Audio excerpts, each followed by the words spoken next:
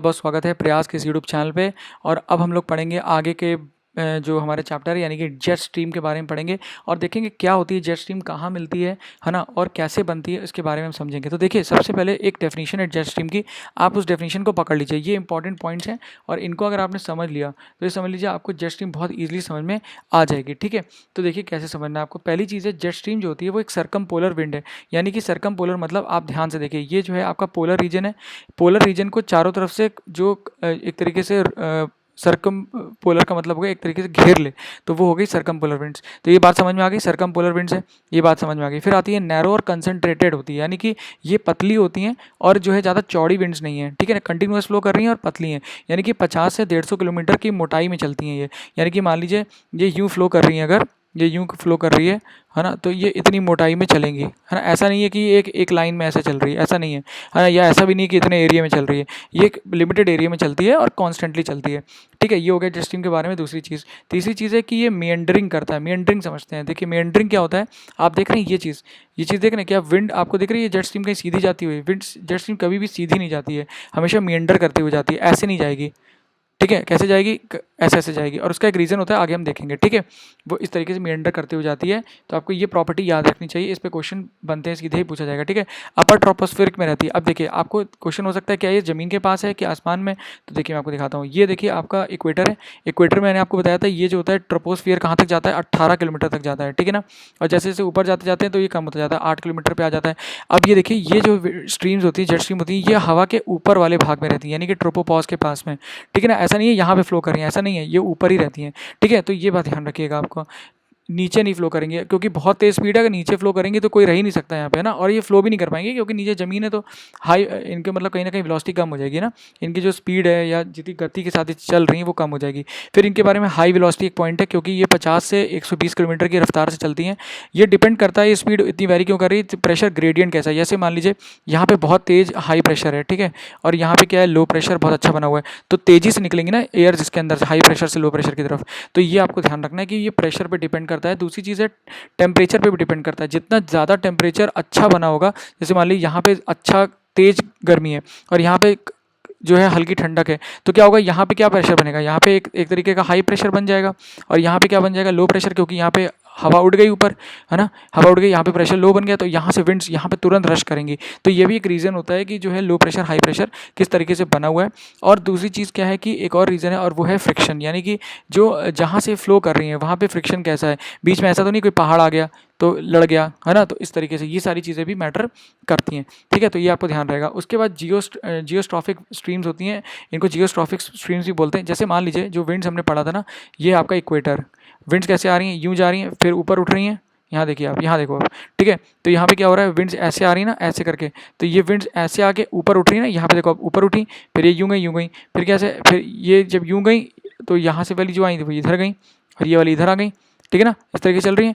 तो क्या होता है, जब ये इधर इस लैटिट्यूड पे पहुंचती है ना, इस लैटिट्यूड पे, यानी कि 30 डिग्री के आसपास, ठीक है, 30 डिग्री नहीं होगा, ये ज़्यादा होगा, 60 डिग्री के आसपास ना, तो ये जब 60 डिग्री के आसपास पहुंचती हैं, तब क्या होता है बेसिकली कि तब बेसिकली क्या होता है कि आपकी जो विंड्स होती है ना, वो जो होती हैं पैरेलल मूव करने लगती हैं आइसोबार्स के, मतलब जान लीजिए ये प्रेशर के आइसोबार्स हमने कल पढ़ा था ना, समान प्रेशर के लिए जो है आइसोबार सिमिलर रहता है, जो भी समान प्रेशर होगा उनको जोड़ने वाली लाइन जो होती हैं उसे आइसोबार बोलते हैं। तो एक सिचुएशन आती है कि जो वो इसके पैरेलल फ्लो करने लगती हैं, बस उन्हीं विंड्स को जियोस्ट्रॉफिक विंड्स भी बोलते हैं। मोटा मोटा समझ लीजिए, नीचे अभी और समझाऊंगा आपको मैं। ठीक है, तो यहाँ पे इतना समझ लीजिए। फिर होता है कि बाउंडेड बाय लो स्पीड। अब देखिए, ये तो पोलर जेट स्ट्रीम चल रही हैं, सब ट्रॉपिकल जेट स्ट्रीम चल रही हैं अलग अलग। ठीक है, दो तरह की होती हैं।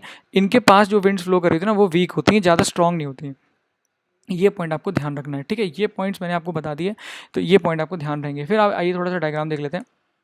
तो देखो आप, यहाँ पे ऊपर क्या हो रहा है, ये देखो आप, ये जेट स्ट्रीम जा रही है, ठीक है, और यहाँ नीचे देख रहे हैं आपको एक जेट स्ट्रीम यहाँ भी दिखाई दे रही है। ठीक है, तो ये हो गई सब ट्रॉपिकल जेट स्ट्रीम। ठीक है, और ये कौन सी हो गई, ये आपकी हो गई पोलर जेट स्ट्रीम। ठीक है, दो तरह की हो गई। अब देख लेते हैं रॉसबी वेव्स क्या होती हैं। बस नाम देखिए, हमें वर्ड सब्स्टिट्यूशन पढ़ना है कि होता क्या है, ज़्यादा नहीं पूछा जाता एग्जाम्स में इस तरह के लेवल के। ठीक है, ज़्यादा पूछा जाएगा तो यूपीएससी में पूछ लिया जाएगा बहुत ज़्यादा, तो वैसे वहाँ भी इतना नहीं पूछा जाता है। रॉसबी वेव देखिए क्या होता है, आपको जनरल पता होना चाहिए क्या चीज़ क्यों हो रही है। ठीक है, तो रॉसबी वेव्स क्या होती हैं, ये भी मेंडरिंग वेव्स ही हैं, मतलब मेंडरिंग वेव्स मैंने आपको बताया ना, ऐसे ऐसे ऐसे ऐसे चलती है, उन्हें मेंडर वेव्स बोलते हैं, ठीक है।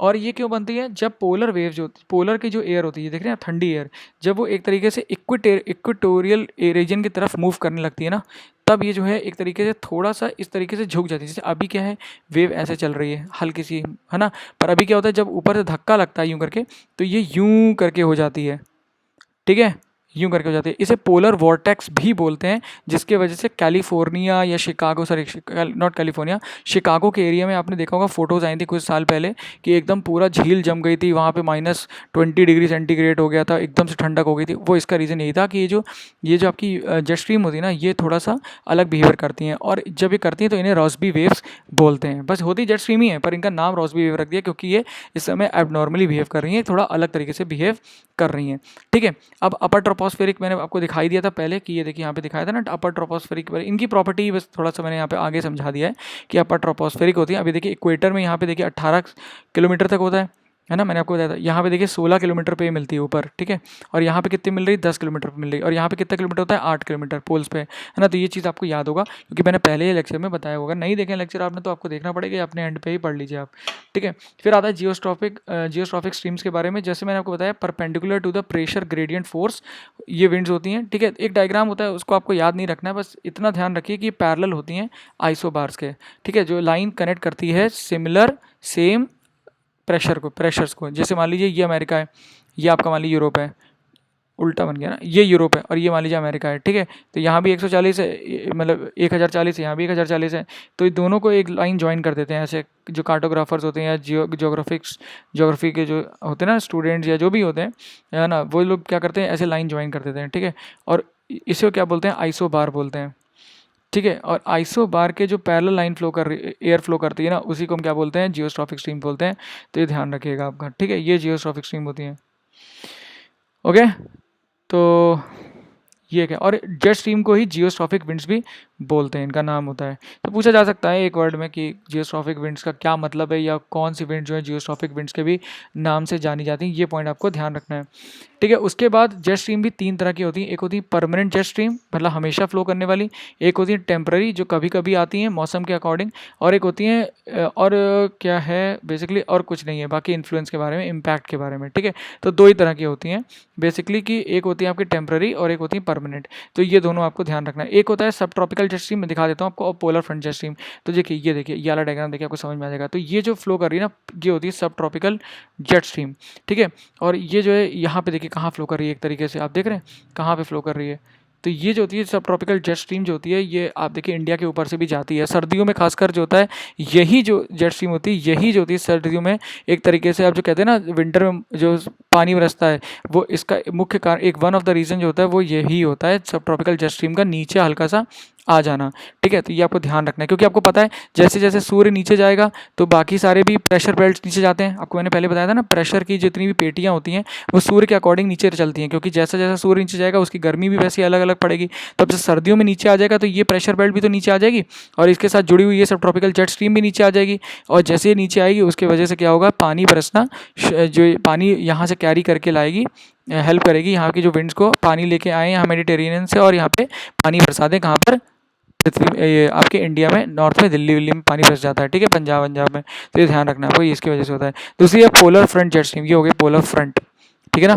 और पोलर फ्रंट क्यों बोला गया, इसको फ्रंट क्यों बोला गया, ये अभी हम समझेंगे आगे, ठीक है। और इनके कारण क्या होते हैं, इनके बनने के, ये भी हम देखते हैं। तो देखिए पहले देख लेते हैं सब ट्रॉपिकल जेट स्ट्रीम के बारे में, जो ये थी सब ट्रॉपिकल जेट स्ट्रीम, ठीक है। हिंदी में आप समझ जाना सब ट्रॉपिकल को क्या बोलते हैं, देख लेना आप लोग, ठीक है।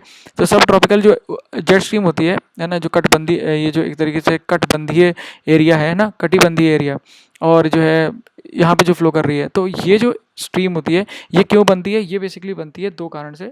एक तो जो टेम्परेचर भी वेरिएशन हो रहा है यहाँ पे, है ना, आपको पता है सूर्य यहाँ पे चमक रहा है इस तरीके से, है ना, ऊपर नीचे, एक तो उसके वजह से। दूसरा रीज़न होता है कि यहाँ पे जो होता है कोरोलिस फोर्स होती है। तो मैंने आपको बताया था ना, ये जो विंड जो है यूँ आती हैं, इक्वेटर के पास आ रही हैं, दिख रही है ना आपको, और फिर क्या होता है जैसे ही यूँ आती है तो फिर ये ऊपर हवा में यूँ जाती हैं, है ना। तो यही जो विंड्स होती हैं ये आगे चल के जो होता है यहाँ पे एक तरीके से ये बनाती हैं जेट स्ट्रीम्स, ठीक है। ये आपको ध्यान रखना है। और ये जो होता है पुश करती हैं एयर को वहाँ पे और फिर ये जेट स्ट्रीम वहाँ पे फ्लो करने लगती हैं, ठीक है।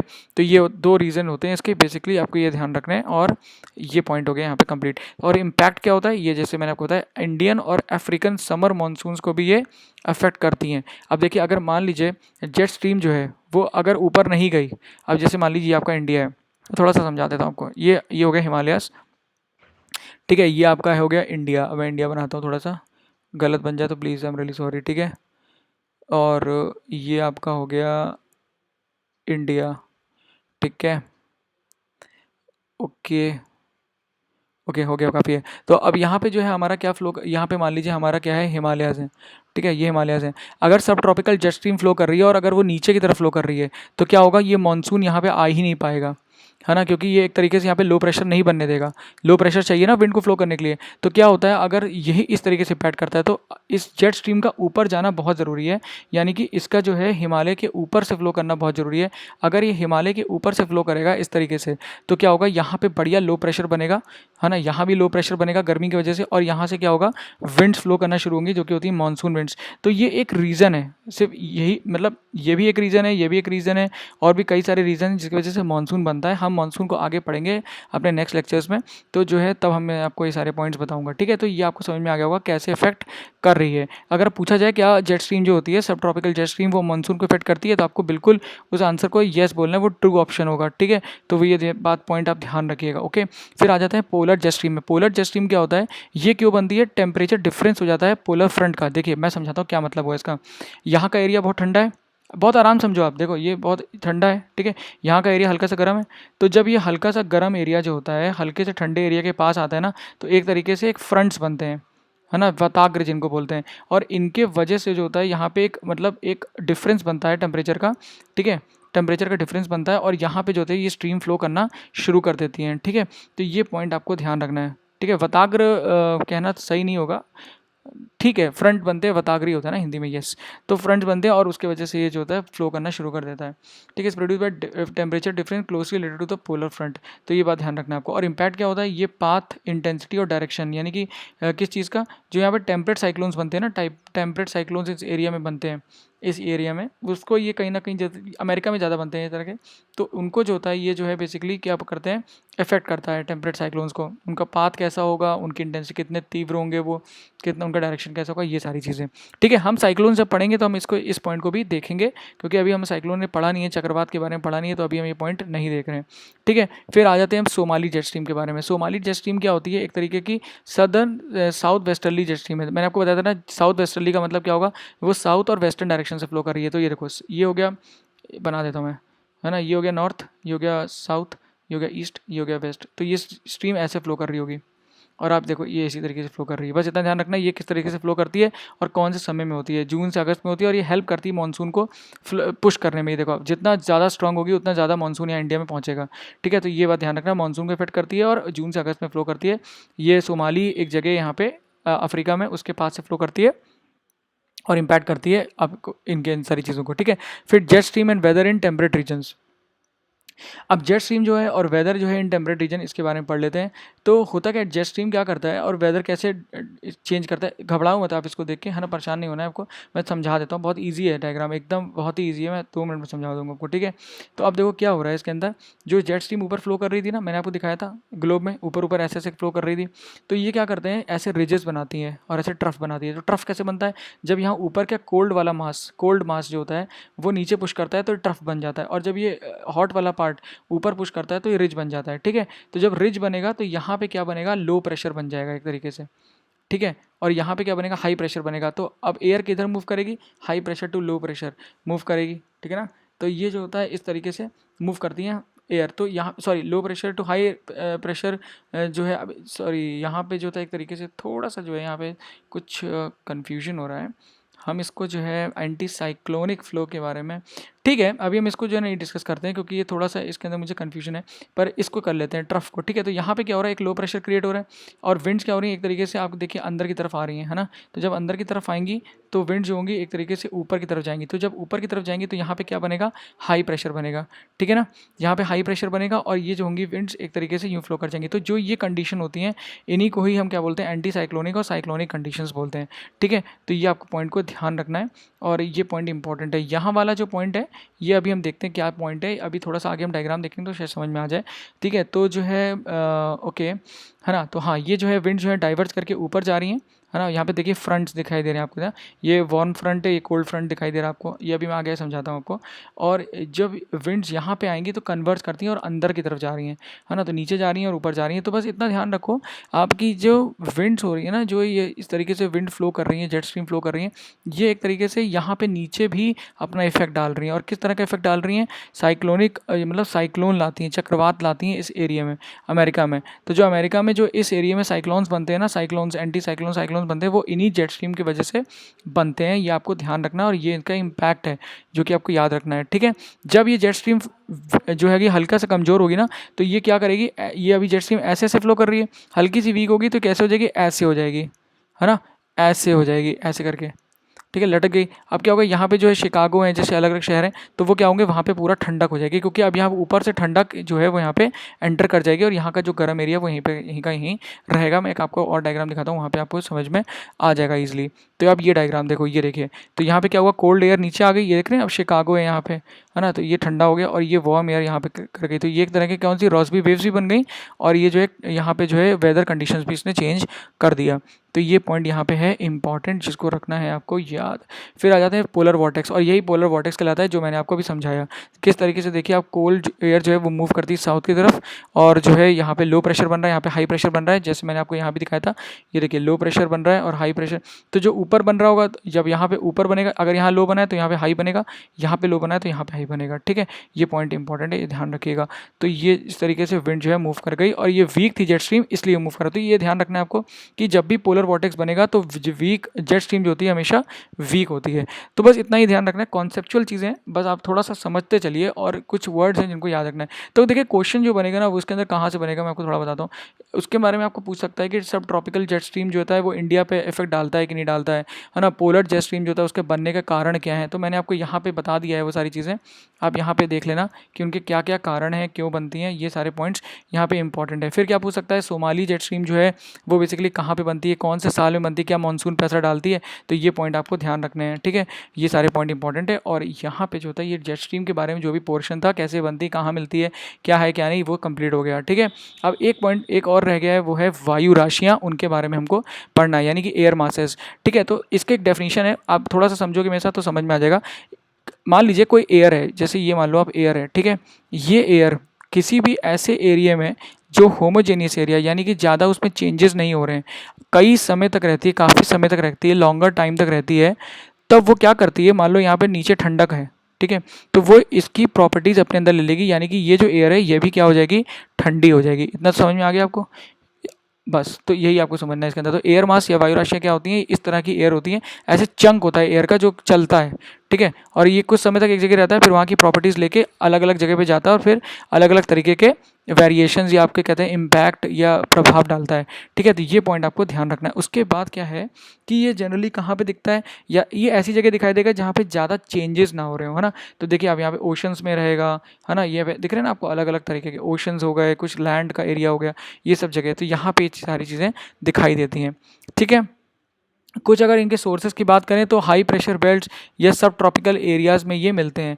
ठीक है, तो आपको पता है हाई प्रेशर बेल्ट कहाँ बन रही है, जहाँ पे ज़्यादा दबाव है, यहाँ से उठ रहा है, यहाँ तो लो है, यहाँ तो लो प्रेशर है, जहाँ पे गिरेगी वहाँ पे हाई प्रेशर है। तो देखो आपके यहाँ पे दिख रहे हैं कि नहीं दिख रहे हैं, यहाँ पे दिख रहे हैं इस तरीके से, तो आपको दिख जाएगा, यहाँ पे भी दिख रहे हैं, यहाँ पे भी उठ के नीचे गिर रही हैं इस तरीके से, अलग अलग। तो जहाँ भी हाई प्रेशर बेल्ट होंगी वहाँ पे मिलेगा, या फिर सब ट्रॉपिक्स में मिलेगा, तो ये आपको ध्यान रखना है। तो जहाँ पे हाई प्रेशर था या सब ट्रॉपिक्स, जैसे ये एरियाज़ हो गए, है ना, ये एरियाज़ हो गए, ये हाई प्रेशर बेल्ट हो गए, तो वहाँ पे ये आपको ये बेल्ट्स, ये जो एयर मास होते हैं या वायु राशियाँ होती हैं, मिलती हैं। अब हमने वायु राशि एयर मास के बारे में पढ़ा क्यों है, इसका यूज़ होता है फ्रंट्स में, यानी कि वताग्र के, जब हम वताग्र के बारे में पढ़ते हैं तो वताग्र जो होते हैं वो कई तरह के होते हैं, पर हम उसको वताग्र होते क्या हैं पहले मैं आपको बताता हूँ। जब कोई इस तरीके से मान लीजिए एक वायु राशि है या एयर मास है, जब वो एक दूसरे के सामने आके जुड़ते हैं तो वो एक वताग्र बनाते हैं। अब ये हो सकता है एक दूसरे के ऊपर चढ़ जाएं, या हो सकता है ये जो है एक दूसरे के अजीब मतलब ऊपर ही चढ़ जाएं, या एक तरीके से अलग अलग या एक जगह ही खड़े रहें।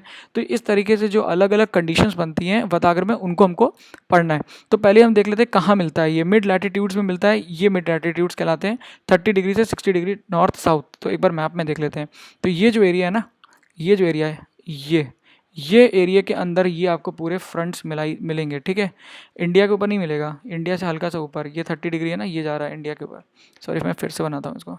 तो ये जो है ना, ये एरिया जो है ना, ये एरिया ये है 30 डिग्री नॉर्थ और 30 डिग्री साउथ, ये एरिया में ही आपको मिलेंगे, ठीक है। और मोस्टली जो लैंड के ऊपर दिखते हैं, तो ये चीज़ आपको ध्यान रखना है। नॉर्थ साउथ दोनों जगह दिख रहे हैं और लैंड पे ज़्यादातर दिखाई देते हैं, ठीक है। तो बाउंड्री जोन जो होता है इन दोनों के, यानी कि जो मैंने आपको एयर मास बना के दिखाया था ना, ये जो होती हैं अलग अलग तरह के वताग्र बनाते हैं, और उनके अलग अलग तरीके से उनके अंदर जब दोनों जुड़ते हैं आके एक दूसरे से कोलाइड करते हैं, तो या लड़ते हैं आके एक सामने, तो वो अलग अलग तरह की कंडीशंस पैदा करते हैं इन्वायरमेंट। या तो पानी बरसेगा बहुत ज़्यादा, या जो है तूफान चक्रवात आ जाएगा। तो हम देखेंगे कैसे कैसी क्या क्या चीज़ें होती हैं, वो चीज़ हमें समझनी है इसके अंदर, ठीक है।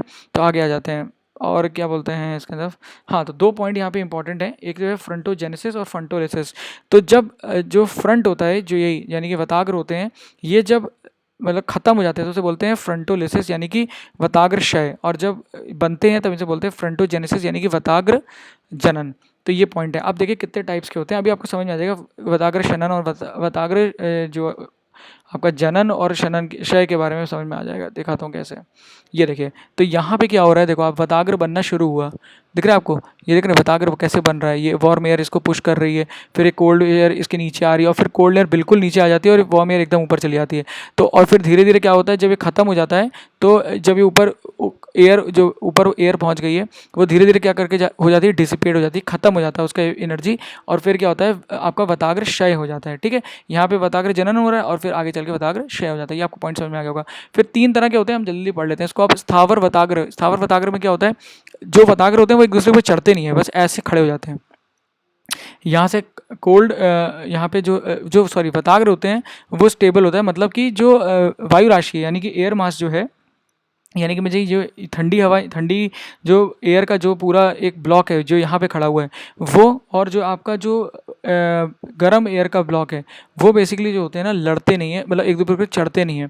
तो उसको, जो ऐसी कंडीशन होती है उसको हम लोग क्या बोलते हैं, उसको हम लोग बोलते हैं स्टेशनरी, ठीक है। तो ये मान लीजिए आपका ठंडा है, ठंडी हवा, यहाँ पे पूरा ठंडे हवा का पूरा एक बैलून भरा हुआ है मान लीजिए, और यहाँ पे गर्म हवा, तो एक दूसरे के ऊपर चढ़ेंगे नहीं। ये मान लीजिए हॉट है, ठीक है, तो ये ऊपर एक दूसरे को चढ़ेंगे, उसे क्या बोलते हैं हम लोग, उसको बोलते हैं स्थावर वताग्र। बस इतना ध्यान रखिएगा। और इसमें क्या होता है, जब ये दोनों आते हैं ना, तो अब यहाँ पे गर्म हवा आ रही है, यहाँ पे ठंडी हवा आ रही है, तो एक तरीके से क्या होगा, तूफान की कंडीशन बन जाती है। और यहाँ पे क्या होता है, बादल बनना शुरू हो जाते हैं और पानी भी बरसता है, और ज़्यादा पानी भी बरस सकता है, जिससे जो है एक तरीके से क्या हो सकता है कि आपके फ्लड भी आ सकता है, यानी कि जो भी है आपका जितनी भी फ्लड, तो आप समझिए क्या होता है, ठीक है। तो ये सारी चीज़ें भी आ सकती हैं। फिर हो गया आपका कोल्ड, यानी कि शीत वताग्र, यानी कि इसमें क्या होता है, देखिए जो वताग्र होते हैं 2 तरह के और होते हैं, उनको बोलते हैं कोल्ड या फिर एक होता है हॉट, ठीक है। तो ये पॉइंट आपको ध्यान रखना है। तो होता क्या है, जैसे मान लीजिए वार्म, एक तो हो गया कोल्ड, और एक हो गया आपका सॉरी कोल्ड, और एक हो गया हॉट। तो जो कोल्ड होता है, यानी कि मतलब हो गया जो ठंडी फ्रंट है वो आगे चल रहे हैं, ठीक है। और जो हॉट है ना, उसका मतलब है कि हॉट वाला, यानी कि वार्म वाला जो वायु राशि है वो आगे बढ़ रही है, ठीक है। तो जो एयर मास है, जब वो एयर मास आगे बढ़ेगा कोल्ड वाला, तो उसे कोल्ड यानी कि शीत वताग्र बोलेंगे।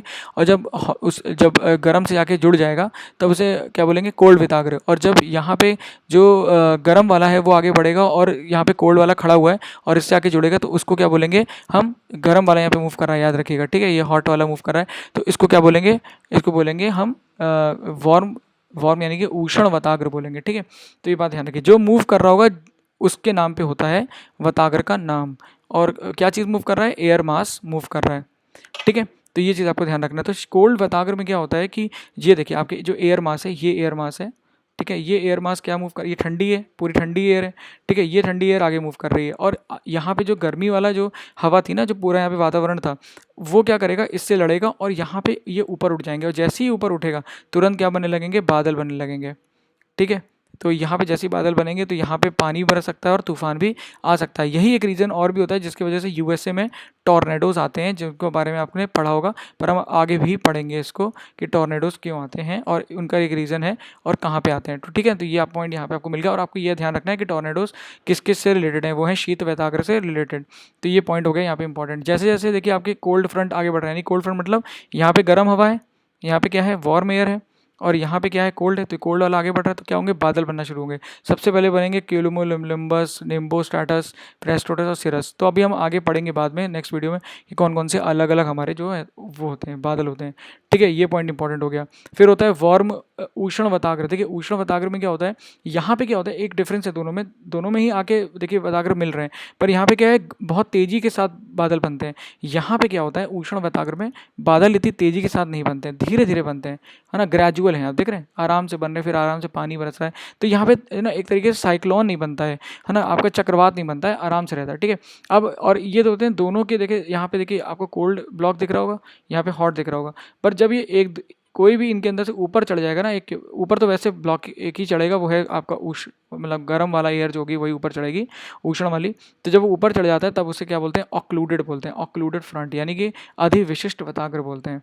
तो ये पॉइंट आपको ध्यान रखना चाहिए। और यहाँ पे ये डायग्राम देखिए ऐसे दिखेगा, यहाँ पे क्या हुआ, कोल्ड एयर यहाँ भी है, यहाँ भी है, और इसके ऊपर क्या हो गया, वार्म हो गया। तो जब ये ऊपर चढ़ गया है ना, अभी क्या हो रहा था कि दोनों ऐसे बने हुए थे, जैसे मान लो ये कोल्ड है और ये हॉट है, ये वार्म है, ठीक है, एयर, ठीक है। तो जब ये फ्रंट बन रहा था, ये जो फ्रंट बन रहा था, इसको हम लोग क्या बोलते थे, मतलब अगर कोल्ड एयर इधर आई है तो इसको हम कोल्ड फ्रंट बोलते थे, ठीक है ना, और अगर वार्म एयर इधर आई है तो हम इसे वार्म फ्रंट बोलते थे। तो अभी क्या है, दोनों अलग अलग है, ऊपर नहीं चढ़ा है पूरी तरीके से, पर ऑक्लूडेड में क्या होता है, ये पूरी तरीके से ऊपर चढ़ जाता है। अब यहाँ पे ये भी कोल्ड है और ये भी कोल्ड है, पर यहाँ पे क्या चीज़ है, यहाँ पे वार्म है, ये जो एरिया है ये पूरा वार्म है, इसको क्या बोलेंगे, ऑक्लूडेड बोलेंगे, ठीक है। यानी कि क्या नाम होगा इसका हिंदी में, एक तरीके से अधिविशिष्ट वताग्र। तो ये हमने जो है वताग्र के बारे में पढ़ लिया है ना। एक बार मैं बस समराइज़ कर देता हूँ कि क्या होता है कि कोई भी जब दो एयर मास, यानी कि ये गर्म या और ये जो है आपका ठंडा, ये जब एकदम आमने सामने आते हैं तो एक फ्रंट बनाते हैं, जिसको हम हिंदी में बोलते हैं वताग्र बनाते हैं, ठीक है। और जो ये वताग्र होते हैं ये बेसिकली क्या होते हैं, या तो ठंडे हो सकते हैं, है ना, या तो कोल्ड हो सकते हैं, या फिर आपके वार्म हो सकते हैं, यानी कि गर्म हो सकते हैं। और वो डिपेंड किस पे करते हैं कि जो ये हवा मूव कर रही है ये कौन कौन किसकी तरफ आ रहा है। अगर ठंडी हवा, एक ठंडी जो है ये ब्लॉक इसकी तरफ आ रहा है तो हम इसे कोल्ड बोलेंगे, शीत वाला बोलेंगे। और अगर ये जो गर्म इसकी तरफ आ रहा है तो हम इसको क्या बोलेंगे, आपका क्या बोलेंगे, इसको हम बोलेंगे उष्ण वताग्र, ठीक है। तो ये पॉइंट आपको मैंने समराइज़ कर दिया, वताग्र क्या होते हैं, कैसे बनते हैं। आपको ये अगर समझ में आ गया है तो अब हम जब अगला अपना नया वीडियो डालेंगे यानी कि चक्रवात के बारे में, तो आपको वो भी सारे चीज़ें समझ में आ जाएंगी। तो इसी प्रकार से वीडियो देखने के लिए आप सभी का बहुत बहुत धन्यवाद, बहुत बहुत आभार।